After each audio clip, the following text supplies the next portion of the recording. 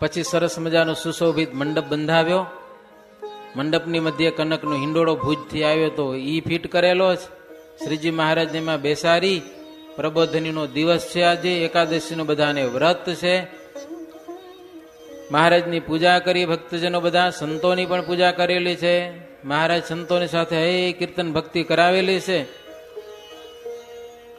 સંત હરિજનો અને મહારાજે જન્મ ધાર્યો. સંતો ને હરિભક્તો બધા શ્રીજી મહારાજા પૃથ્વી ઉપર જન્મ ધાર્યો ત્યારથી આરંભી કરીને બધા જ ચરિત્રો પરસ્પર સંભાળતા, એક પછી એક, છુપૈયામાં કેટલા, અયોધ્યામાં, વનમાં, ગામો ગામના ચરિત્રો યાદ કરતા. આખો દિવસ આ રીતે વ્યતીત થયો.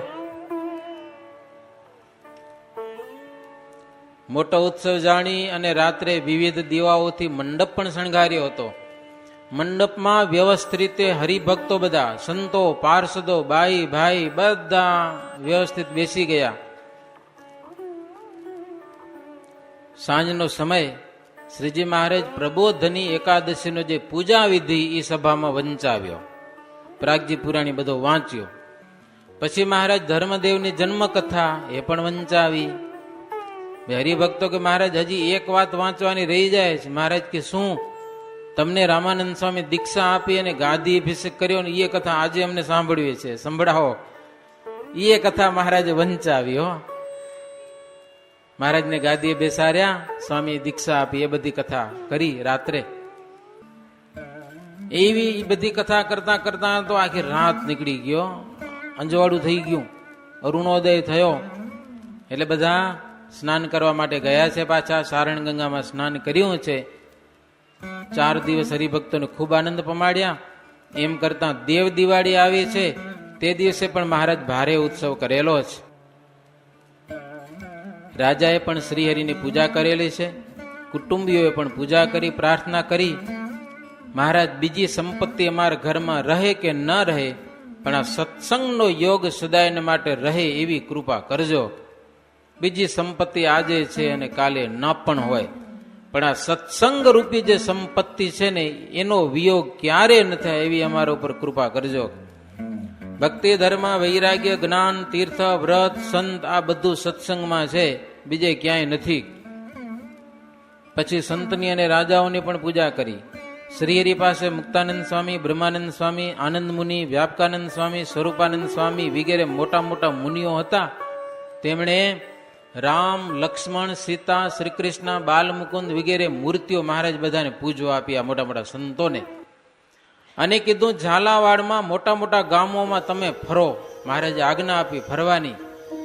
સંતો જ્યારે ચાલવા તૈયાર થયા ત્યારે ભોજાભાઈ ગઢવી આગળથી ધાંગધ્રા આવ્યા હતા. સંતો આવે છે રાજાને જાણ કરવા માટે, અને રાજાને આગળ સત્સંગની રીત બધી સંભળાવી. સંતો આવે છે અને આ સંતોની પ્રણાલિકા છે, એના રીત રિવાજો, સ્વામિનારાયણ ભગવાનની બધી વાતો કરી ભોજાભાઈએ. એટલે રાજાને સારો ગુણ આવ્યો, બહુ ખુશ થયા. પછી ભોજા ગઢવી બજારમાં ચાલ્યા જતા હતા, હાથમાં માળા જ, સ્વામિનારાયણ સ્વામિનારાયણ મંત્ર જપ કરતા જાય છે, શ્રીહરિનું નામ લેતા લેતા. એ ધાંગધ્રામાં દેશી વૈરાગ્યો સામે મળ્યા ભોજા ગઢવીને. સ્વામિનારાયણ નો જાણીને ગાળો દીધી વૈરાગ્યો બધા. ભોજા ભગત તો હાથ જોડીને ઉભા હતા, બસ કાંઈ નહીં. વૈરાગ્યોને ગામના જનોએ ના પાડી કે આ ભગત તમને કાંઈ નથી કરતા, છતાંય કેમ ગાળો દો છો? વૈરાગ્યોને ક્રોધ ચડ્યો, મારામારી કરી નાખી ત્યાં કને. ભોજા ભગત તો હાથ જોડીને ઉભા હતા. ભગતના કાંડામાં એક તલવારનો ઘા કર્યો, અડધું કાંડું કપાઈ ગયું ભોજા ભગતનું. પછી ભગતને ગામના માણસોએ બચાવ્યા વૈરાગ્યો થકી. અને વૈરાગ્યો બધા ગયા રાજા પાસે. રાજા પાસે જઈને ઠાકોરજીના મંદિરની ચાવીઓ હોય ને એનો જોડો કર્યો. કા રાજા કે કા? તો કે બસ સ્વામિનારાયણ નો શિષ્ય ગઢવી આ ગામમાં આવ્યો છે, એને અમને ખોટા દેખાડવા માટે પોતાના હાથનું કાંડું કાપી નાખેલું, અને અમારે એની સાથે તકરાર છે. એને તમે પૂરમાં રાખ્યો છે તો અમે સેવા નહીં કરીએ ઠાકોરજીની. એને આ ગામ થકી બારે કાઢો તો જ અમે અનજળ લેવાના છીએ. કારણ કે એને ખબર પડી ગયા ભગત આવ્યો અને રાજાને મળી આવ્યો, રાજાને વાત ગમી ગઈ, એટલે આપણું કઈ આવશે નહીં અહીંયા, અને કાઢીએ તો જ થાય. ઠાકોરજીની સેવા અમે નહીં કરીએ અને ખાસું પીશું નહીં, ભૂખે મરી જાશું. રાજા હાથ જોડીને કે તબન રૂપ બોલે કર જોરી, તુમ બડે હો ટંટા ખોરી. સ્વામી નારાયણ કે શિષ્ય જેતે, નિયમ મે વર્તતા સબ હેતે તે. રાજા વૈરાગીઓને કે તમે બધા ટંટા ખોરી છો, કજિયા ખોર છો તમે બધા. સ્વામિનારાયણ નો શિષ્ય તો સ્વામિનારાયણની આજ્ઞામાં જ વર્તે. એને તો શિક્ષાપત્રીમાં લખ્યું હોય કે કોઈના અંગનું છેદન કરવું નહીં, તો પોતાના ગુરુની આજ્ઞાનો લોપ કરીને કે પોતાના હાથનું કાંડું કાપતો હશે, એ વાત અમને મનાય નહીં. રાજા કે તમે જાણી જોઈને તમારી લાજ ખોવા બેઠા છો, ધ્યાન રાખજો. તમારી એક પણ રીત સંતની નથી. સ્ત્રી અને દ્રવ્યથી દૂર રહે એને પૂરા સાધુ કહેવાય. એ બે વસ્તુથી તમે દૂર છો. બોલો, તુલસીદાસજીએ સંતની રીત પોકારીને કહી છે, એમાં તમે જો વર્તતા હો તો બતાવો તમારું વર્તન એકે. અને સ્વામિનારાયણના સંતો છે એ તો નિયમ પ્રમાણે જ વર્તે છે બધા. અમે તો સંતના દાસ છીએ ને અસંતથી દૂર રહીએ છીએ. રાજા કે ધાંગધ્રાના રાજા. અષ્ટાંગ બ્રહ્મચર્ય, ધનનો ત્યાગ, ભગવાનના ચરણે વિશે પ્રીતિ, વ્યસન અને કેફનો ત્યાગ રાખે એને સાધુ કહેવાય. તમે આ બધું રાખો છો? તમને સાધુતાનું કાંઈ બળ નથી, માત્ર ક્રોધનું બળ છે. તમારામાં આસુરી ગુણોનો પ્રવેશ થયેલો છે. એમ કહી અને રાજા ભોજાભાઈ પાસે આવ્યા અને કીધું કે અડબંગી વૈરાગી હિતની વાત માનતા નથી, એમાં અસુરી પ્રવેશ થયેલો છે અને સાચી વાતું એને ગમતી નથી, માટે શું કરવું હવે? એટલે રાજા ભોજા ભગતને કીધું કે એમ કરો તમે, મેથાણ ગામ છે એ અમારા તાબાનું ગામ છે અને ત્યાં અજા પટેલ પાકા સત્સંગી છે, એ તમને પાટાપિંડીનું તમને સેવા કરશે હાથની, અને એનું ખર્ચ જેટલું થશે એટલું કે રાજા કે હું અપાવીશ. કે તમે ત્યાં જાઓ તો આ વૈરાગીનો દખો ડાંભે. એટલે ભોજા ભગતને મેથાણ પહોંચતા કર્યા. ત્યારે વૈરાગીઓ મનમાં રાજી થયા કે સારું થયું હો, ભગતને ગામમાંથી બારે કાઢ્યો, મનમાં રાજી થયા બધા. એટલે રાજાનો પછી દોષ ન લીધો, પણ ઝાલાવાડમાં અને વઢવાણ અને લીંબડી ગામોમાં જે વૈરાગીઓ હતા એ બધા જ મેથાણમાં આવીને ભેગા થયા. મેથાણમાં આવી ગયા. લ્યો હવે ભગત મેથાણમાં આવ્યા હતા ને.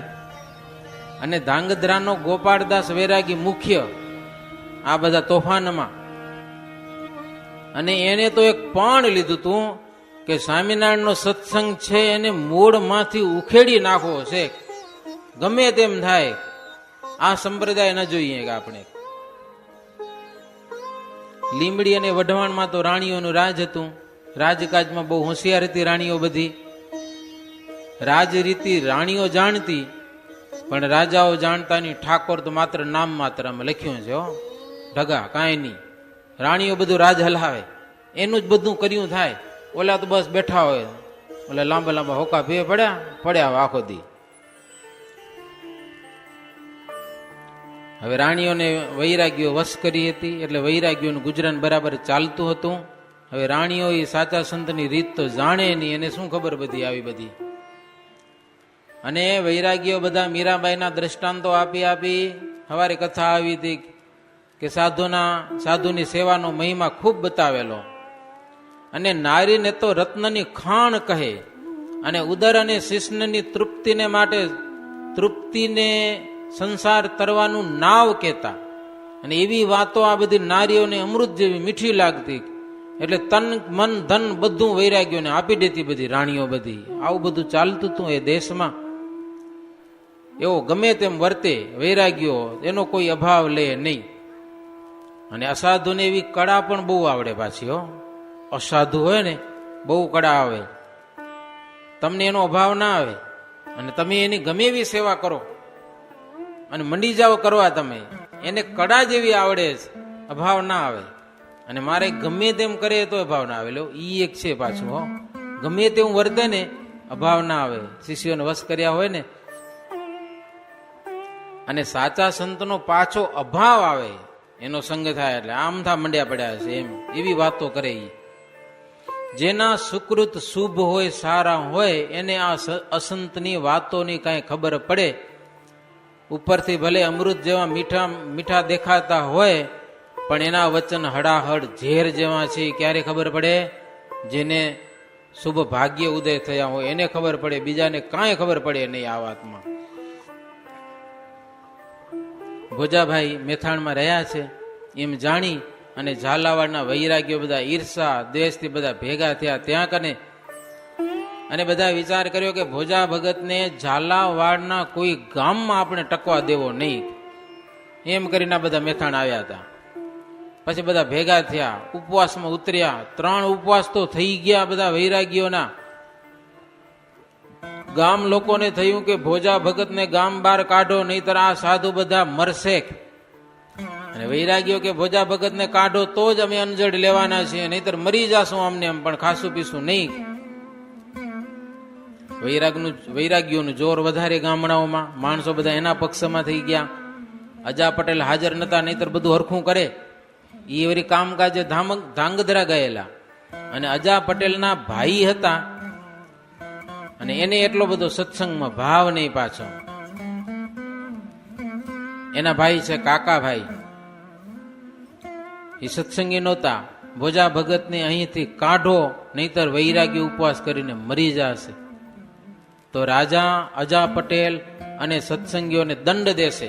રાજા અને અજા પટેલ સત્સંગીઓને દંડ આપશે. હરિભક્તોને બધાને ડરાવ્યા કાકાભાઈએ.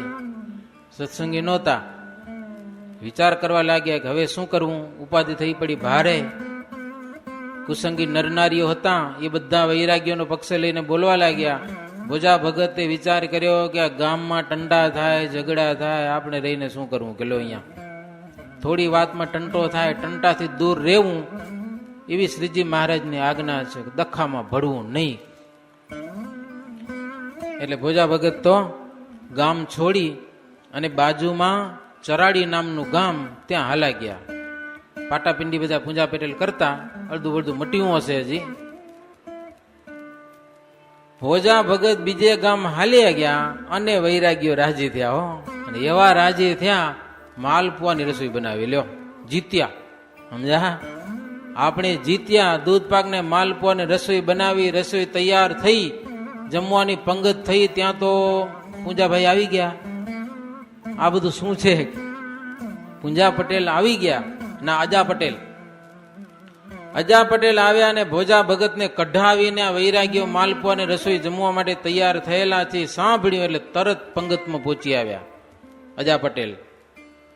અને પોતાના ભાઈને બોલાવ્યા અને ભાઈને કીધું કે વૈરાગ્યો શા માટે અહીંયા આવ્યા છે? સત્સંગીને કાઢ્યા એમાં તમે બધા રાજી થયા, સત્સંગી તમારું શું બગાડ્યું છે? અજા પટેલ બહુ વઢ્યા એના ભાઈને. અજા પટેલ એના ભાઈને કે આ વૈરાગ્યો કદાચ ઉપવાસ કરીને મરી જાય તો વાંધો શું હતો? કે મરવા દેવાતા, કેટલા ઓછા થાય ને એની મેળે. કે શું કામ એને ખાવા દીધું? ભગતને શું કામ ગામ બારે કાઢ્યા? કે અને ભાઈને કે તમે વળી આને જમાડવા તૈયાર થયા છો, તમે મારા ભાઈ થઈને. ભોજા ભગતનો હાથ કાપનારા બધા આ, બીજા કોઈ નથી. અને આ ગામમાંથી કઢાવ્યા ત્યારે તો બધા ગામના રાજા ઈ જ થયા ને, એમાં તમારું કે મારું શું રહ્યું? હવે કોઈ રસોઈ જમશો નહીં. અજા પટેલ ના પાડી દીધી, નહીં ખવાય કોઈથી. આમ ને આમ ભૂખ્યા કાઢીશ બધાને. કે ચોપ થઈ ગયા બધા. જમવાની તૈયારી, પીરસાવાની તૈયારી હતી, બંધ કરાવી દીધું અજા પટેલે. ગામના રખેવાડ સિપાહીઓ, અજા પટેલ ની તો સત્તા હોય ને, ગામના પટેલ એટલે ગામના રાજા કહેવાતા. આ તો તેદીની વાતો છે ને. ગામનો પટેલ એટલે ગામની સર્વ સત્તા એના હાથમાં હોય. ઈ જેમ કે ઈ પ્રમાણે થાય. આજે ગામનો સરપંચ કેમ થતું હશે? તેથી ગામના પટેલ, ગામના વૈરાગ્યો પણ કુસંગી વૈરાગ્યોનો પક્ષ રાખ્યો અને તેમને કાઢ્યા. અજા પટેલ કે વૈરાગ્યને બધાને ડારો દીધો કે તમારું અમે શું બગાડ્યું છે, ભોજા ભગતનો હાથ તમે કાપ્યો છે. અહીંયા આવી કરીને ઉપવાસ કર્યા. ભોજા ભગત ચારણ હરિભગત છે, ચોરી અવેરી માંસ મદિરા કાંઈ નથી કરતા. શું કરે છે? કોઈ દી કોઈનું બગાડ્યું એને? એ જેને સત્સંગ કરાવે છે એની પાસે પણ ચોરી અવેરીનો ત્યાગ કરાવે છે અને સ્વામિનારાયણ ભગવાનનું ભજન કરાવે છે. તમારા શિષ્યોની પાસે એ 4 તજાવો, ચોરી અવેરી, દારૂ માંસ, વટલવું નહીં, વટલાવવું નહીં, એ 4નો તમે ત્યાગ કરાવો. વ્યસન માત્ર તજી તજાવી અને ધન નારીથી દૂર રહો અને તમારો જે ધર્મ છે એ પાડો, તો તમારા બધા શિષ્યો થાય. વૈરાગીઓને કે તમે અમથાના ધક્કો છો, આમ ને આમ દાટ વારો છો બધી જગ્યાએ, નિયમ પાડો, લોકો તમારા શિષ્ય થશે. કે ધર્મ રાખીને બીજા પાસે ધર્મ રખાવે એ હરિના ચોર નથી, અને એનો દ્રોહ કરનાર તો જમદૂતથી પણ અધિક છે. વિના વાંકે તમે મરો એમાં અમને શું પાપ લાગવાનું? અજા પટેલ કે અમે તમને કહેતા નથી ઉપવાસ કરીને મરી જાઓ એવું, અને મરીને પણ અમને તમે શું કરી લેવાના હતા? કે અજા પટેલ બહુ વઢ્યા, હરિભગતનો દ્રોહ કરો છો, મરેલા છો તમે, મરેલા જ. કે ભગવાન આવું કોઈ દિવસ સહન નહીં કરે. તમને ખબર છે હિરણ્યકશિપુ, રાવણ અને કંસ કેવા દુઃખી થયા, એ તો તમે જાણો છો, છતાં જાણીને પાછા કૂવામાં પડો છો. તમે કેવા જ્ઞાની છો? અજા પટેલ વૈરાગ્યોને કે પંગત બેઠી થયો, માલપો વાટ જોતા હતા હજી. તમે કેવા જ્ઞાની છો એ અમે જાણીએ છીએ. પૂજા કરો છો રામકૃષ્ણની પ્રતિમાની, એ સ્વયં મૂર્તિમાન થઈને આ પૃથ્વી ઉપર આવ્યા સ્વામિનારાયણ ભગવાન રૂપે, એનો તમે દ્વેષ કરો છો. જ્ઞાન તો આટલું જ કે તમારું, બીજું કાંઈ છે કે મેં? મનુષ્ય ધરી અને એ જ ભગવાન સત્સંગમાં વિચરે છે, તો એના તો તમે હામા વડિયા થયેલા છો. એમાં કેટલાક વૈરાગ્યો જે સત્સંગના દ્વેષી નતા ને, એ આ સંપ્રદાયને સાચો માનતા હતા. અજા પટેલ કે તમે સંત હો તો સત્સંગ અને સંતનો દ્રોહ નહીં કરવાની પ્રતિજ્ઞા કરો તો માલપો આ જમવો, નહીતર ઉઠો. આજ પછી કોઈ સત્સંગીની નિંદા ટીકા કરવી નહીં, સત્સંગનો દ્રોહ કરવો નહીં, એવી પ્રતિજ્ઞા કરો. અહીંયા જ અહીંયા બેઠા બેઠા તો ખાવા મળશે. થઈ ભારે, બધા થઈ રહ્યા હાવ ચોપ. અને અજા પટેલ કે મને લખી દો, પત્રમાં લખી આપો કે હવે દ્રોહ નહીં કરીએ, તો ખાવા મળે. ભલે 3 દિવસના ઉપવાસી હો તો ભલે હો, ખાધા વગર ગામ બારા કાઢીશ તમને. બધા ચોપ થઈ રહ્યા, હવે શું કરવું? આધારાનંદ સ્વામી લખે છે કે આવી બધી વાતો જો આ ગ્રંથમાં લખાયેલી છે, આવા ગ્રંથનું મહાત્મ્ય જણાય, બીજાને તો તેનાથી મોહ જ થાય. હાથી સમાન કોઈ વાહન નહીં, પણ એનું મહાત્મા ન સમજે એવા કૂતરા હાથીને પણ ભસે છે. કે બસી બસીને મરી જાય છે, પણ હાથીને કાંઈ શંકા નથી એના ઉપર. એવી તેની મોટાઈ છે, તેમાં ગ્રંથની એવી મોટાઈ છે કે ભગવાનના ચરિત્રનો આ સમુદ્ર, અને બધા જ ચરિત્રને દિવ્ય સમજીને વર્ણન કર્યા છે. માઇક કે અમાયિક ભાવ લાવે એને આ ચરિત્રનો આનંદ આવતો નથી. શ્વાનને જેમ ખીર ગમે નહીં, એમ જે મનુષ્યને આ ચરિત્રો સુખરૂપ નથી જણાતા એના જેવા છે. 18 ભાર વનસ્પતિ વરસાદનું જ પાણી પીવે છે, પણ જેની જેવી જાતિ એવા એમાં ફળ ફૂલ થાય છે. જેવો શ્રોતા એવું એ ફળ પામે છે. બધા અડબંગે વૈરાગ્ય વિચારમાં પડી ગયા કે હવે કરવું શું? કે આ તો ગામનો પટેલ આવી ગયો, એની સામે કાંઈ થાય નહીં આપણું. પછી એમાંથી સમજીને વૈરાગ્યો બોલવા લાગ્યા કે સ્ત્રી ધનનો ત્યાગ કરીને સંતની રીતે ચાલે, તેની સાથે તો પ્રીતિ રાખવી જોઈએ. કે લ્યો હવે બોલ્યા એમાં, સત્સંગનો દ્રોહ કરે એને આમ તો ચંડાળ જેવો જાણવો, ભેખમાં ખુવાર છે, આપણાથી અધિક ધર્મ રાખે તેને ઈષ્ટ જાણી તેમના ચરણનું પાણી પીવે તો આપણું કંઈક સારું થાય. નાક વિનાના થઈને બીજાના ઠઠ્ઠા કરવા એ સમજુ માણસો કરે નહીં. એ તો નિર્લજ કહેવાય બધા. ધર્મ અને અધર્મ કેવો અસુરનું કામ છે, ધર્મ અને અધર્મ કેવો તે. ચાર ધામની યાત્રા કરી હોય તો પણ શું, એ તો કાળ નેમી અને કસાઈ જેવો કહેવાય. ભગવાનના ભગતનો દ્રોહ કરે તો. આમ બધા વૈરાગ્યો બેઠા હતા ને, એમાંથી બે ચાર જણા ઉભા થઈને બોલ્યા આવું. એમાં કઈક ભગવાને પ્રવેશ કરીને બોલાવ્યા. બીજા ભેખ બધા ચોપ થઈ ગયા કે તો આપણા જ પક્ષના આવું બોલ્યા, હવે શું કરવું. પછી અજા પટેલને દયા આવી અને બધાને જમવા દીધા. પછી જમીને છાના માના બધા પોતપોતાને ગામ ચાલ્યા ગયા હો. અને પછી દ્રોહ કરવાનું મૂકી દીધું કે હવે આમાં આપણે કઈ ફાવીએ એમ નથી, કે થોડીક વાર ઉભરો લીધો પણ એમાં એનું કઈ વર્યું નહીં. મોટા મોટા સંતના મંડળો ઠાકોરજીની પૂજા લઈ રામાનંદી સાધુના જેવો મહારાજે વેશ ધારણ કરાવ્યો હતો. એના ભેગા નગારા, ઝાંઝ, મૃદંગ, રણસિંગા, શંખ વગેરે વાજિંત્રો સાથે લઈ ભગવદ્ ગીતા અને વિષ્ણુ સહસ્ર નામનો અભ્યાસ કરતા સંતો કમળ તથા તુલસીની માળા કંઠમાં પહેરી હીરકોરનું ધોતિયું અને અંગરખું પાછું હો, રંગેલા તુંબડા, લોટા વગેરે ધારણ કરીને એમ ખબર ન પડ્યો સ્વામિનારાયણ સાધુ છે એમ. મહારાજે એવો ટૂંકસો કર્યો લ્યો, આખું મંડળ સાધુનું મોટી મોટી મૂર્તિઓ ભેગી અને હાથી ભેગા અને ઊંટ ભેગા અને નગારા વાગતા જાય. મહારાજ કે જાઓ, આવી રીતે મંડળને મોકલ્યું છે ધાંગધ્રા ફરવા માટે, ભાવનગર ને. આ સંતના મંડળને જોતા જોતા એમ લાગે કે આ કોઈક મોટા રાજાનું લશ્કર છે કે શું છે. તો આવું સાધુનું મંડળ ભાવનગર આવ્યું અને ત્યાંના લશ્કરમાં ભળી ગયા પાછા સાધુ મારા લશ્કરી ભેગા ભળી ગયા. અને કે 4 મહિના સુધી અહીંયા રોકાવું છે. આતાભાઈ રાજા હતા, 4 માસ પર્યંત નવી નવી સાકરની રસોઈઓ આપી હો આ સાધુ જાણીને આને બધાને. સ્ત્રી ધનના ત્યાગી હતા સાધુ, દેખીને ખૂબ જમાડ્યા. દશેરાને દિવસે 1000 રૂપિયાની ઠાકોરજીને ભેટ કરી રાજાએ. આ સાધુના મંડળમાં ઠાકોરજી હતા એને. હે સાધુ સાલો ઓઢાડી 60 સાધુ હતા. કેટલા? 60 સાધુનું મંડળ હતું આ. એમાં આનંદ સ્વામી મુખ્ય હતા.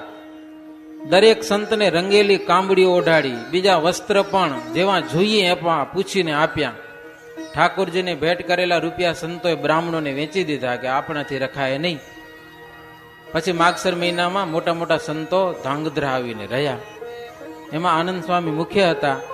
રાજાએ સન્માન કર્યું કે આ મોટા કોઈક વૈરાગી સંતો આવ્યા છે એમ, વૈરાગી જાણીને હો. અને રામજી મંદિરમાં જ ઉતાર્યા પાછા હો. રામ અખાડો છે અને મહારાજના પૂરા દેશી સાધુ બધા રામ અખાડા વાળા. ત્યાંના ગોપાળદાસ સાધુએ 3 દિવસ દૂધ પાક ને માલપુઆ જમાડ્યા આ બધા સાધુના મંડળને, લહેર કરાવી હો. ચોથે દિવસે સંત જયારે ચાલવા તૈયાર થયા ને, ચાલવા ટાણે જય શ્રી સ્વામિનારાયણ કીધા, સમજા કે નહીં? એટલે ઓલ્યા કે આ તો મારા બીજા આવી ગયા કે હો. 3 દિવસ સુધી ખબર ખબર ન પડી લ્યો. આ તો મારા સ્વામિનારાયણ સાધુ કે લ્યો, હવે શું કરવું? વૈરાગીને ઓળખાણ પડી, મનમાં બહુ દુઃખ થયું. પછી સંતો મેથાણને માર્ગે જતા હતા ને, 5 ગૌ દૂર ગયા ને, પછી આણે કાવતરું કરાવ્યું. વેરાન પર્વત જેવો પ્રદેશ આવ્યો. ચોરના મીસે વૈરાગ્યો ઢાલ તલવાર લઈને ત્યાં આવ્યા. 10-12 જણા એવા કોળી લોકોને પણ એને તૈયાર કર્યા. સંતના મંડળને ઘેરી લીધું. ત્યાં કર્યો 60 સાધુ હતા, ઘેરી લીધા બધા એને. કેટલાક સાધુના તુંબડા ભાંગી નાખ્યા, સિંહાસન તોડી નાખ્યા, કપડા તોડી નાખ્યા અને સંતોને હેરાન ઘણા કર્યા. કંઠીઓ તોડી નાખી. ગોપાળદાસ બહુ શેતાન હતો, કોળી પાસે આ સંતોને લૂંટાવ્યા છે. પણ એમાં 2 વૈરાગીઓ હતા ને, એને સાધુ ઓળખી ગયા કે છે આ વૈરાગી. તે સમયે શ્રીજી મહારાજે સહાયતા કરી છે. ગાયકવાડી લશ્કરના આકારે શ્રીજી મહારાજ આવ્યા હો. જાણે મોટું લશ્કર લઈને આવ્યા હોય અને ઓલા વૈરાગી હતા કે કાઠી કોડી હતા ને એને ખૂબ માર્યા હો. અને સંતો પાસે જેટલી વસ્તુ લૂંટી હતી ને એ બધું મહારાજ એને પાછું અપાવ્યું છે. લશ્કરના આકારે દેખાતા, કેટલાક તો ઘોડેસવારો ને કેટલાક ઊંટ ઉપર બેઠા હતા ને આવી રીતે શ્રીજી મહારાજ આવી પહોંચ્યા અને સંતોની પૂરેપૂરી શ્રીજી મહારાજ સહાયતા કરેલી છે. અને ઓલ્યા બધાને મહારાજ લશ્કરના રૂપમાં માર્યા છે એટલે કાઠી કોડી વૈરાગી બધા ત્યાંથી ભાગી ગયા. પછી સંતો ત્યાંથી મેથાણ પધાર્યા છે. ભક્તજનો, આવી બધી કથા છે, અદ્ભુત અદ્ભુત કથાઓ. સત્સંગમાં કેવા કેવા ઇતિહાસો બની ગયા છે, કેવા કેવા સંતો કષ્ટો સહન કર્યા છે, હરિભક્તોને પણ કેવા કષ્ટ પડ્યા છે. આ સત્સંગની રચનામાં પાયામાં આપણા વડીલો વડવાઓ દુઃખ ભોગવ્યા છે અને આપણને ફળ આપેલા છે. ફળ ભોગવીએ છીએ. એ આવા ભગવાનના ચરિત્રો જીવનમાં ગાવવા, સાંભળવા, હરિનું નામ લેવું, આપણા જીવાત્માનો બેડો પાર કરી લેવો, એ આપણે કરવાનું છે. 7મા પૂરમાં બરાબર 23મા તરંગને અંતે આજની કથાની એક વિરામ આપશું. સહજાનંદ સ્વામી મહારાજની જય.